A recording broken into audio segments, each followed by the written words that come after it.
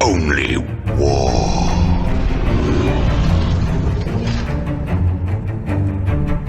What is up, gents? 40k Dirtbags here. We got a tournament 3-part video for you guys for Death Guard going 3-0 at the local RTT at Alton Universe's Bluebell, Pennsylvania. If you guys are around that area, they do a month tournament every single month, once a month, and they're actually going to a new store, which is going to be bigger. So super exciting news for that. But in this video, we're going to go over picture by picture, turn by turn with our 3 opponents that we had in that, again, 3-part video. First one's going to be Chaos Space Marines versus Death Guard, then Death Guard versus Demons, and then Death Guard versus Space Wolves on our 3rd video. So we're going to be going over kind of the same recap of this. Let's go over the list so that way we have that for every single video, and then we'll go over in the picture by picture. If you guys new to the channel, we did get ranked #1 player on ITC in the United States last season, so that was a huge year. We were #1 Chaos Space Marine player in the world, which was just such a huge accomplishment for the channel. I wouldn't have done it without my Patreon, so if you guys want to support the channel, head over to patreon.com. And we got new merch. So these are the new shirts. They have Space Marines, Death Guard, Chaos Space Marines, a whole bunch of different armies, but they are legit. They're super comfortable, and I wear them all the time. I think I bought like 5 of them myself. But yeah, those are in the merch store down below, so make sure you guys check that out. Let's go over to the list, and then we'll get over to each specific video that you guys are watching. But yeah, thanks for clicking on the video. Let's get into it.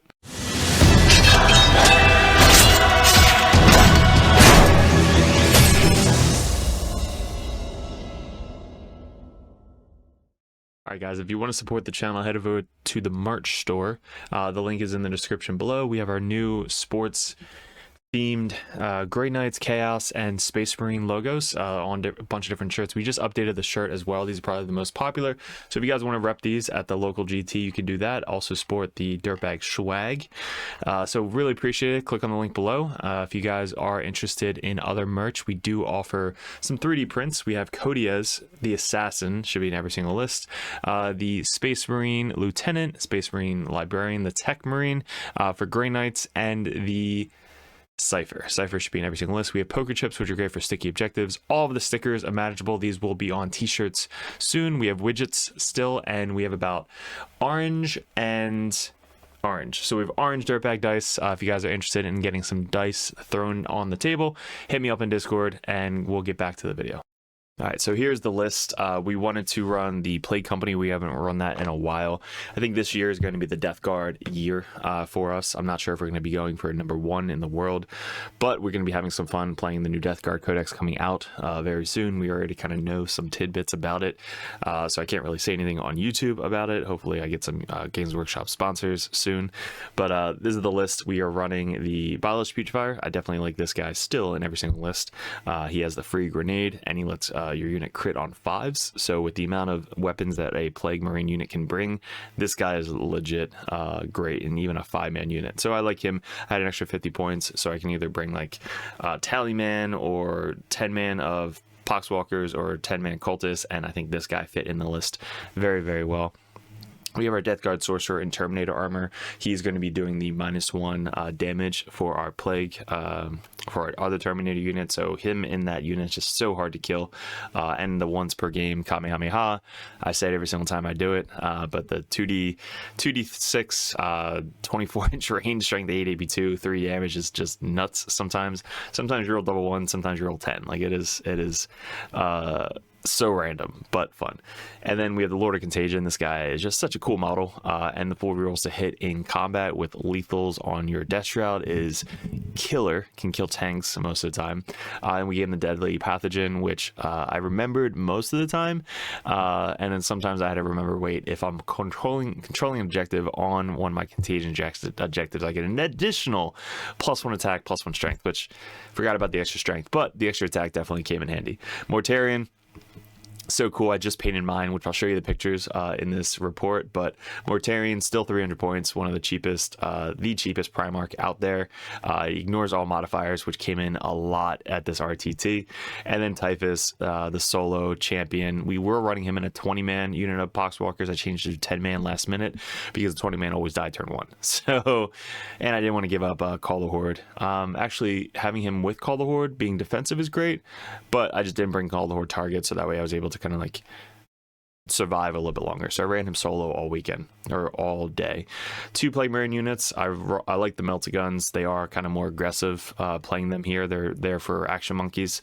And then the one of them is with the putrefier, so that way I get the free grenade strat when I need it. Plague Spear, and then the 2 heavy plague weapons with the plasma on the champion. Then a Rhino to transport them because they are very, very slow. 1 unit of Cultists for the Scout 6. I think that came in handy, especially trying to get turn 1 secondaries.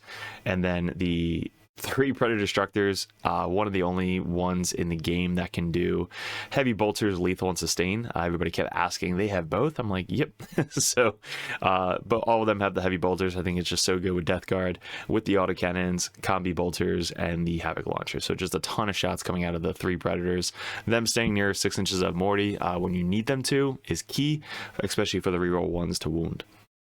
Then we got 2 units of Death Shroud Terminators. You can split up 2 3-man units, so 2 3-man units and a 6-man unit with the Sorcerer. I chose to go with the 2 10-mans or 2 6-mans just to have kind of really threat bubbles. Again, I probably should try the 2 3-mans and then 1 6-man. That probably gives a little bit more of like all over the board. But I rapided these guys with the Lord of Contagion every single game.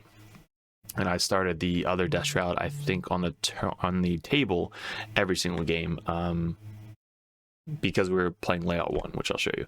Then we have 2 blow drones, one of them with the Plague Splitter, one of them with the Flesh Mower, one having melee, one having flamer. You kind of use them wherever you need them, but they're speed 10, they can tank shock. They're just kind of really cheap, fast, hard-hitting dudes. So 90 points, can't beat it. And then 1 10-man Poxwalkers to block out the backfield. Most of the game, that's what I was missing. I had a 20-man unit of these, but they were with Typhus, so they were kind of running forward. So I needed something to stay in my backfield to block deep strikes. And then 1 unit Nurglings for the additional stack on -1 weapon skill, -1 to hit. So pretty cool list. I liked it a lot. Like, there's really nothing I would change. I already just went over what I would change, but this is definitely a very, very good competitive right now Death Guard list before the new codex comes out. So let's get into the first battle report. Depending on which video you guys are watching, we'll get into it after these sponsors.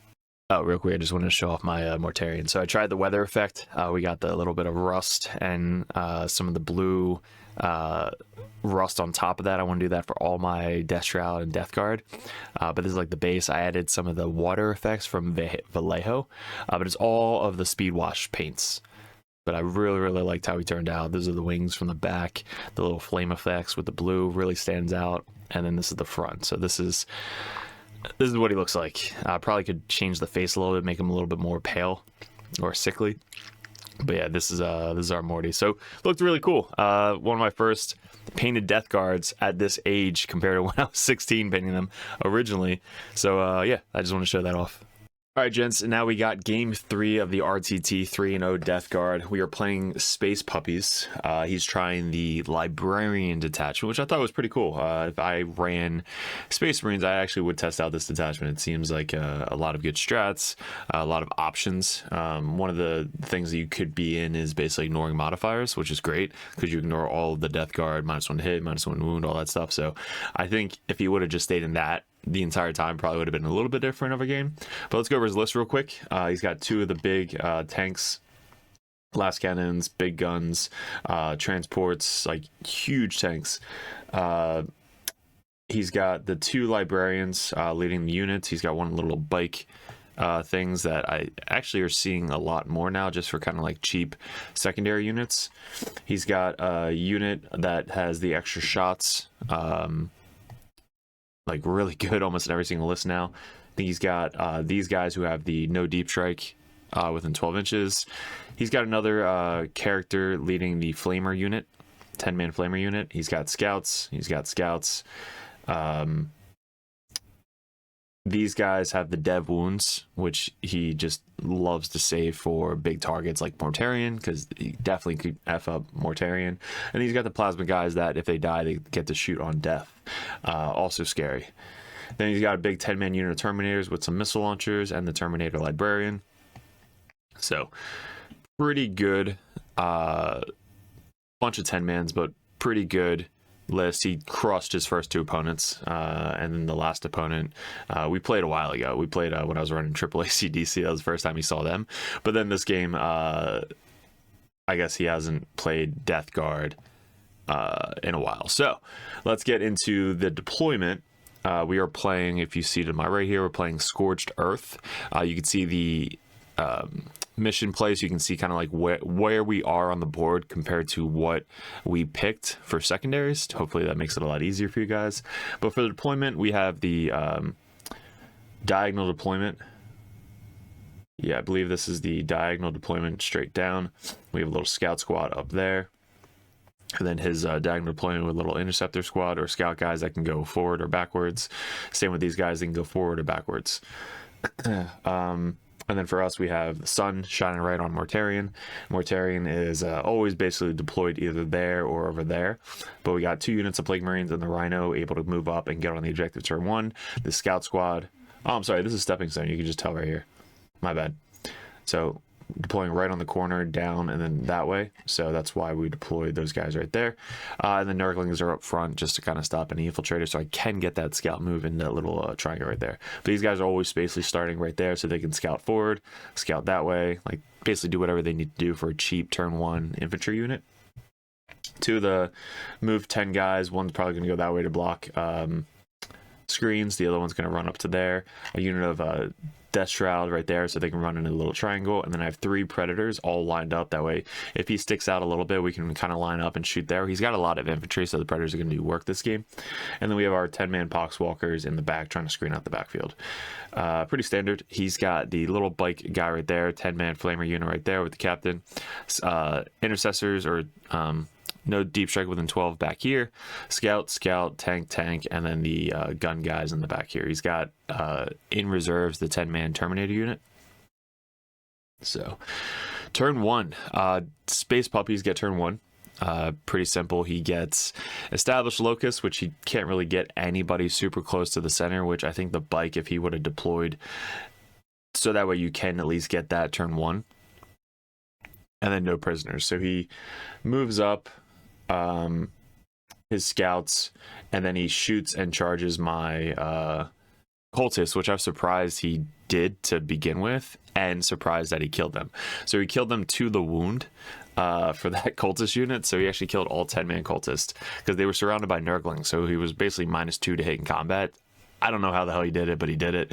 He threw a grenade too, so he basically moves up, throws a grenade, shoots him, and then charges into him. I'm like, all right, bro. Charges into him and freaking kills him. I was impressed. He was impressed. So he traded the scouts for the no prisoners turn 1. Then for our turn, we basically just move everybody up. He didn't bring out his tanks, so we didn't bring out our tanks. He put his guys, Flamer guys, up as close as possible with the bike. These guys scouted back and then went off the table. And these guys kind of just waited back. So I told him after this, he should have just kind of moved up a little bit, just kind of peek out. So that way, if I do move out, he can overwatch the shit out of me. But I don't know if Predators are going to be able to kill that tank, maybe. But that was the one of the reasons he didn't want to bring that tank out. Maybe you could have put the tank over here, so it's a lot less line of sight into him. But yeah, that gives me an option to kind of come down over here. Especially because he's about to bring in his entire army up at the top here. So all right, so you can see at the top of the screen, he brought down the 10-man Terminator brick. He brought the tank up, got the guys out, basically aiming everything to kill this Plague Marine unit, which, I mean, you're spending a lot of points to kill the one Plague Marine unit. He gets, on turn 2, he gets containment and engage in all fronts. So he definitely gets engage right there. Can't get anybody in my backfield, so he's got the mini engage and the containment. He contains with these guys down here, and then I think he contains with the tank. So he gets a full 6 point for contain, unless he shot the tank and didn't contain. I'm not sure why it shows mini contain. Maybe he should have got the contain with the tank and didn't score it. But it moves up everything, gets on the point down here. Everybody else kind of just wants to blow up the guys down here. So he shoots everything and he kills 1, 2, 3, 4, 5. So he kills the full Plague Marine unit with all the Terminators, the Librarian, and some of the Plague Marine dudes, or plasma dude. So he kills the 5-minute Terminator break, which stops me from getting that point. But I did rapid ingress these guys right here. So they rapid ingressed to stay out of line of sight in the center. And again, the reason I put him there is because he didn't have the tank to shoot him on his turn. So if the tank moved up and was like there, I probably wouldn't have rapided in the center because he would have just put everything into my Terminator unit. But since the tank was still in the back, I was able to stop line of sight with this little line going like this. So I put like 4 Terminators back here, a Terminator, Terminator, Terminator right there, so we can get some guys, like maybe 2 or 3 Terminators into them, but it wasn't going to kill the full squad, and then nothing over here could shoot them. So that rapid ingress right in the center, they have an option to either go this way to try and kill these guys or go forward to take off the major threat at the top. So we decided to go forward and kind of just shoot these guys because the character was in the ruin. And with the character being in the ruin, I would basically be able to kill the entire squad before he gets to move the character. That's a no-no right there. Because if the one guy who, like this guy, was in range and the character was behind him, he can then choose to remove this guy, so then only one predator would be able to shoot that unit. But instead, 2 predators are able to just munch on that unit. The other predators lined up to shoot the Terminators up there to get that 3 damage shot off. Yeah, knowing that, I probably should have moved the Predator up here to get all 3 shots on this guy. But we move up the Terminators. These guys wait back because I want to be able to kind of defend the center, so these guys don't have to commit right now. The Librarian did Kamehameha into the Terminators once per game. Morty is coming into play. The 5 Terminators with the character with the grenade get out to get some shots off. The flesh mower dude is moving up. The flamer guy is moving up. So basically everything is coming to get into these guys. I don't have a ton of shots into there. Surprisingly more shots than I thought, but a bunch of anti-infantry shots, strength 8 shots, your -1 toughness, all that shit. And then we got the Predators lined up to try and munch down this 10-man flamer unit. So after this is what is left. This is funny. So the Predator scooches up to here, and he wants to get the charge off on this character, and I want to stop the point. So I think it's about a 8-inch charge maybe. So I actually make that charge into the character, and guess what? We tank shock and murder the character. I think he had 4 wounds, 4 or 5 wounds, and we rolled 5 up. So it was insane. So that was kind of like an FU moment, which wasn't supposed to happen, but it happened luckily. But the main thing was we were going to try and stop that point. So I was glad I was just able to get on the point to stop it. Killing him was a bonus. So, and then you piled into the other vehicle, which didn't really do anything to combat in there. So just being super annoying, this little Predator down here. And up here you can see that there's literally nothing left. There's 1 character for the Librarian squad with the plasmas, so all the plasmas died. I had to charge the tank, I believe, because if I charged the guys would be able to get back inside of there. So I think we had the Terminators alive still, so my Terminators charged his Terminators and then piled into the plasma guys. Because if I choose the plasma guys as a target, they just get back in the Rhino, and then now I can't get to them. So I chose the Terminators instead, made that charge, kept all my big guys over here right in front of the plasma dudes, and then they just piled in and killed all of them. Morty made his charge. The Rhino came in to kind of tie them up a little bit. The Death Guard stayed on the point. Nurglings failed their charge. And the Flesh Mower up here made the charge. So we had a ton of guys going in the Terminators. Morty started it off, killed like 4 or 5 of them. The Flesh Mower killed a couple of them. The Rhino just held them up in combat, and then I think I had 1 or 2 guys on here. The rest of them onto the squad, which we murdered the squad. So with Scorched Earth, I forgot to say that you kind of want to. You can only get 10 points, so 10 would be max. So you really need to burn 2 objectives if you want to get max primary, or you have to burn their enemy objective, but you don't ever want to rely on that. Like, so obviously if you can get there turn 5, you have out on the turn, it'd be really easy. But if you go first, it's really hard to get to the opponent and burn it. So you kind of want to plan to burn probably on turn 3 and maybe 4, or burn turn 4 and then on turn 5, because once you score the points on turn 5 for primary, then you can start burning it, and then at the end of the turn, or the end of game, whichever comes first, you can then get the last burn. So we basically hold the bottom one most of the entire game because we make it sticky, and then we're basically fighting over this one. This one was sticky because of the Death Shroud landing on it at the beginning of the command phase. So we turn this one sticky, so we have an option to then start burning this one, and then we can fight over this one, or since it's turn 3, I think we want to really just burn this, because then he doesn't really have anybody that can get to this one and still be, in the fight. So if this is turn 3, we can wait to burn this one. If it's turn 4, then we're going to start burning that one. So he then starts bringing out his tank with the guys, the dev wound guys inside with the librarian. So these guys come out. He gets engage on offense, which he already got, recover assets, which he can't really get right now, sabotage. So he's getting the crappier secondaries going into turn 3. But then he gets Area Denial and bring it down. So Area Denial I think would be turn 4. Yeah, so after he brings these guys up, he still has a tank right here with the commander, but he's got a ton of stuff just aiming here. He puts the big guy with the Space Marine both of the moment, so everything gets full rerolls on Mortarion, which he's hoping to just kind of get full rerolls to hit, plus 1 wound, reroll wounds because of the character. So he's just planning on nuking Mortarion at this point. But we make a ton of 4-up saves with the big last cannon shots, and then all he has is really the mortal wounds from this guy, which he doesn't roll. Bonkers. So I think he takes Morty down to... takes Morty off the table. So Morty is now dead from literally everything going into him. So he put this tank, the guys outside, everything went into Morty, and I think the devs did it alone. So with, I don't know, 15, 16 devs, and then I only have Feel No Pain, it's not the best for Mortarion. So anytime that little combo comes up on your Mortarion, expect the Mortarion to die. So Mortarion has to get his points back before he dies. So with his ignoring, aura, everything, that's got to help out. Being with thread, soaking up a lot of damage, which is kind of how he's going to make up his points.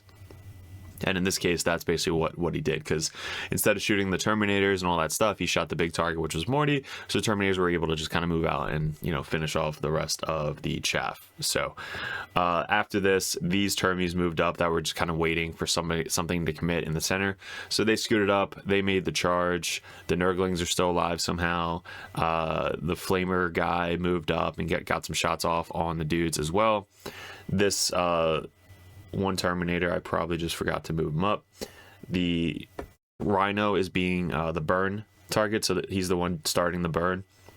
The Plague Marines scooch up, and the Termies are about to finish off the tank over here. They get full rerolls to hit with lethal, so they're pretty good at killing tanks.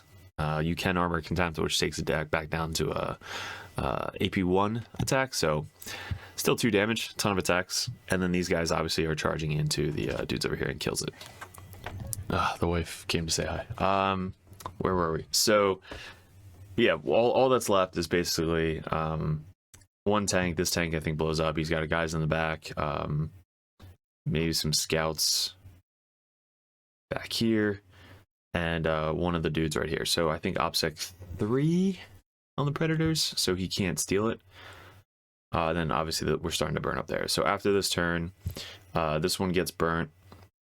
We're still holding this one with the Predator and a bunch of Terminators. This one's being held, that one's being held, and now it's basically just kind of moving forward. So we finish off this tank, finish off that vehicle. There's guys back here. He's got guys back here still, but then we were able to move up and kind of get the shots off. We might have thrown a grenade because the Lord of Contagion has grenades, which is cool. And all he has left is a character librarian in combat with this dude. That's Typhus, that's what it was. So old school Typhus, which I think I need a bigger base on, but old school Typhus, which still has to be painted, was the lone Terminator back here. I forgot about him. Yeah, so that's Typhus. He also moved up to get some shots off with his mortal wounds thing. So yeah, so that's the end of the board state. We still have most of the stuff blocked out in the back. We have 3 Predators still alive. We have almost 2 full squads of Terminators with the characters. 1 4-man Plague Marine unit, 2 Bloat Drones, Nurglings, Typhus, and yeah, it was brutal. So this is the final score. Let's bring this over. Come on, fucker. All right, here we go. 95-34 Death Guard. Game 3, RTT 3-0, which is cool. First time running Death Guard in a while. Like a normal Death Guard list. Like this is a very good competitive normal Death Guard list. A lot of you guys are doing points on this. This was before the changes. So this was before the Nurglings are only in melee and stuff like that. So if you do the points, Predators I think went up, and I just took out the Nurglings. So the Nurglings were taken out of the list and everything else stayed the same. And this is obviously, they saw the release of the Death Guard Codex. So the Death Guard Codex is coming up, I think, 4th of the next 4 codexes. So we still have a while, which kind of sucks. But yeah, Death Guard is going to be really cool going into 2025. Yeah, a lot of stuff is going to be changed, and a lot of points are going to be changed. So Space Wolves finished up with Scourge 15 out of 50. And then 9 out of 40 for secondaries, a bunch of bad secondaries kind of towards the end there.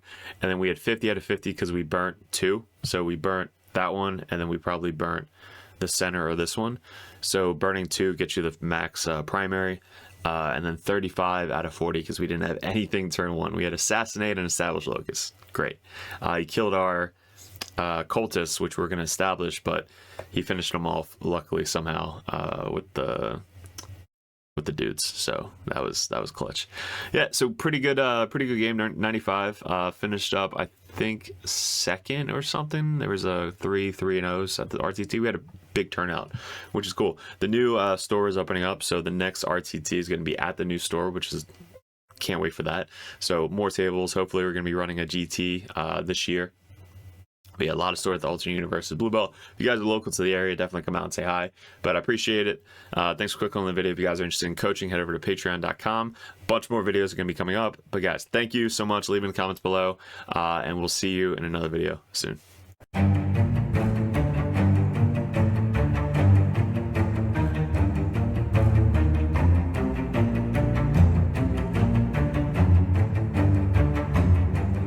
What is up, gents? 40k Dirtbags here. If you guys are interested in joining the Dirtbag Nation over at patreon.com, you get a bunch of perks.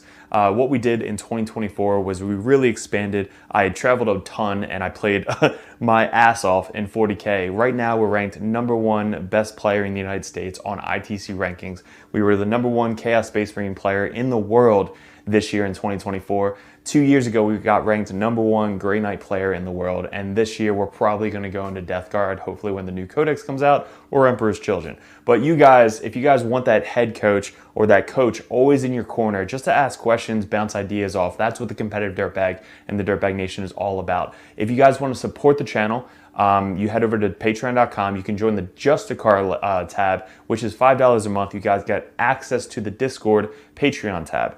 You have to be a patron to get into that Discord, and also I'm always there. All the other coaches are there. Basically, it's just such a good community over on Discord that you guys get specific access to it that only Patreons can get. If you guys want to bump that up, the competitive Dirtbag tier, you guys get to message me or another Grandmaster or another Dirtbag coach over the Dirtbag Nation to add unlimited questions, list ideas, list reviews, and bounce ideas off of. That's what having a coach in your corner is all about. If you guys want to bump up to the Grandmaster tier, that tier you get every perk under the sun. So basically you get access to Discord, you get one-on-one coaching, you get a call once a month if you guys would like to go over any RTTs coming up, any GTs coming up, any list reviews live over Discord chat, and also a special perk that Grandmasters get. If you guys want any video suggestions like we do all the time with these table setups that we just upgraded thanks to the Patreons, you guys get suggestions or battle reports you want to see specifically played live by a coach or myself on the next battle report, or a live battle report coming up on the Patreon. So you guys get obviously first access to all the videos. We post them first on patreon.com, but there's just a ton of benefits to having a professional coach that plays this game all the time at the very, very high competitive level in your corner at all times. And that's really what the Dirtbag Nation is all about, getting you guys better at 40K the basics and being good in your community. So if you guys want to support the channel, I really appreciate it. Couldn't have done it without you guys in 2024, 2025. I am super stoked for, super excited for. We really want to get a bigger studio going. That is going to be my focus in 2025, is really growing the community on YouTube and Patreon specifically. So thank you so much for 2024, all my Patreons. If you guys are interested in joining and want that coach in your corner, head over to patreon.com and support the channel. Appreciate it.